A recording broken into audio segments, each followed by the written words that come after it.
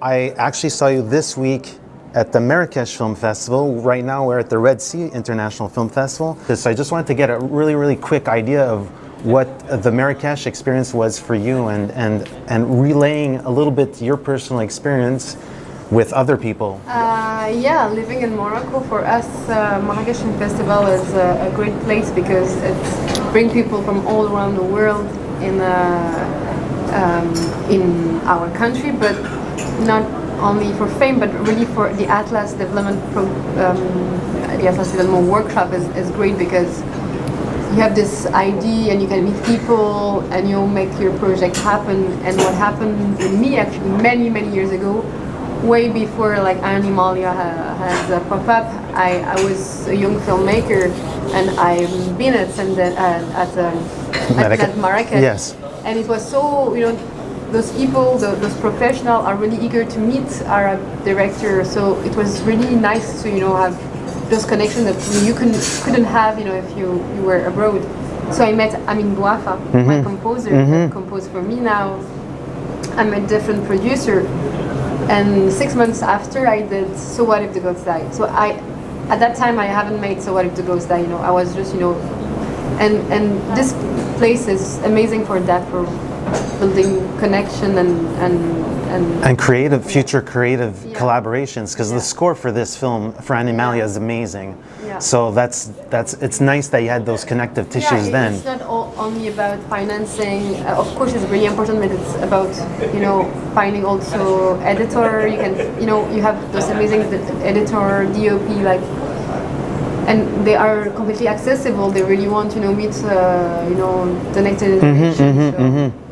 So yeah, the Marrakesh actually started at this moment, and after I had this Animalia, this project, so I've been applying for the workshop. I won a prize. Yes, there. Big deal. It was a huge then deal. A year after, Animalia was in shooting, and 2 years after, I was presenting my film in Marrakesh. So it's the end of the cycle. Yeah, it's a nice way to close things out, to bookend things. Yeah. So I'm going to pry into your personal life. It's not something that I normally do, but I think it's really telling about the project, because I want to say that on some unconscious level, Animalia or or Parmi Nous was a part of you before it became a part of you, in a way, because sort of like I can imagine the film, how you relate to the film when you're filming, before filming, but how you relate to it today is very much informed by unconscious choices that you made as a human being, as a person. I just wanted to get a sense of how do you look at the project before it was conceived, and then look at the project and say, okay, well, I have a deeper connection possibly to the elements of this film than originally thought of. And again, I don't want to pry into your private life, but you weren't at Sundance for a reason. Yeah. Well, that's funny, because when I was writing the film, I think, of course, we are, well, I think, but maybe we are, when you're writing, you're inspired by, I'm questioning, myself, I'm observing people around me, so, of course, Animalia, I've been built in this personal, with this personal approach, but actually I didn't. I think now I see people. I'm not sure that I would have seen by myself. Maybe the image would have talked, but a lot of people say, okay, you have the same clothes that Ito. You have a baby now. It's like and I think it was more inconscient. And I think that's what was also really exciting about filmmaking. It's about sometimes you cannot, if you work only with your conscience, it's not, so exciting. It's I feel like if I want to be a director, is also because I want to express some emotion and some emotion that I cannot control. So this idea that okay, I can understand that after it's something that that I find interesting. It's a fun gift to self without really wanting to gift yourself, because making a film in itself should be a gift, but there's like an extra, I guess, layer in a way. Well, I give to myself, I don't know, because I thought it's really embarrassing sometimes, when when you're doing a film and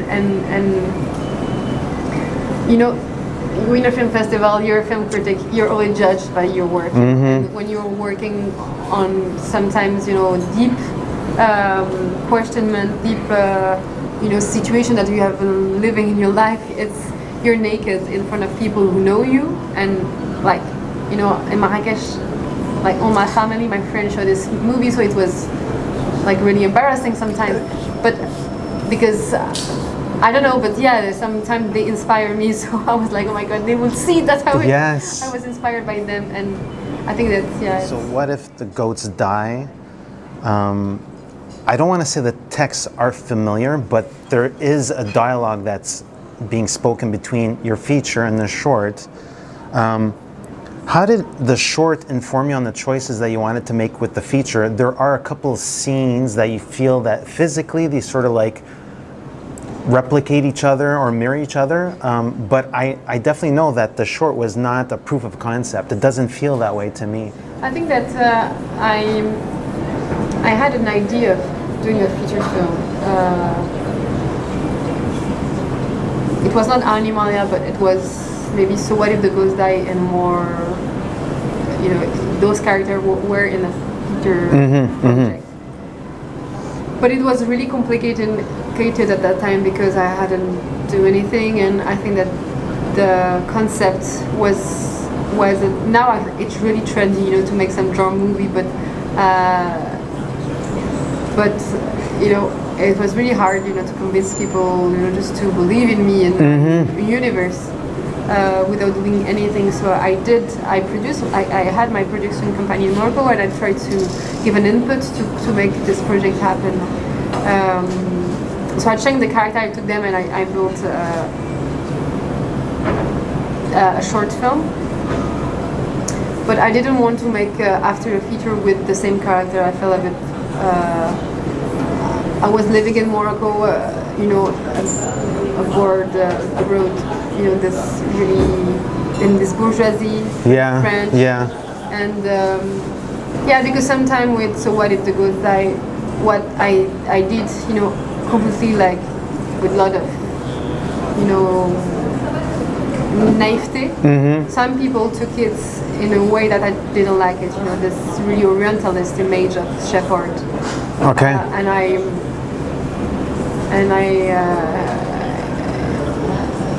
I wanted to do something completely different, you know.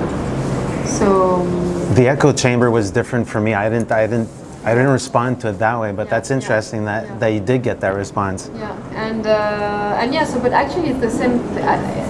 The questionments that are in Animalia started in So What If the Ghost Die? You know? Yeah. So when I'm seeing this film, I'm relating everything of my future experience with the feature with the short. I was wondering if you could sort of like delve into the ideas that you had about the look of the film, but also moments where Ito, she sort of like belongs to a different world, like the paintings and the wave and the, like, I got the impression I'm inside a third eye, if you will.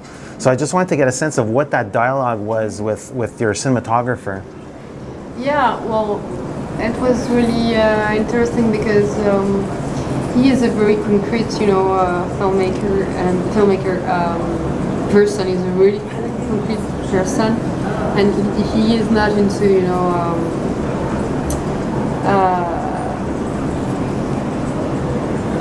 I'm accepting, you know. For me, it's a really naturalistic movie. Yeah. Yes.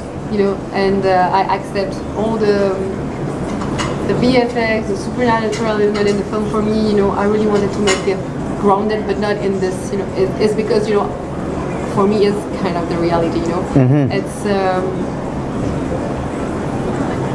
and he was more okay. I will film when I believe it exists.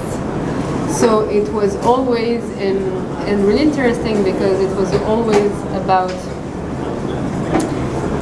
you know, it was really prepared, like it, and it's not about only Noé, it's the work with Arnaud Fouquet, which is the supervisor VFX. Yeah. It was about, explaining so precisely what I wanted So all the visual element that could sound, you know, a bit were precisely on the screen, and the references were really here to make the team, you know, understand what really is gonna be, because it was really complicated in the shooting, of course. But I think also on post-production, you know, when you're starting to show your film, you know, during the editing, you need to get some review in order to rewrite, but you don't have the VFX.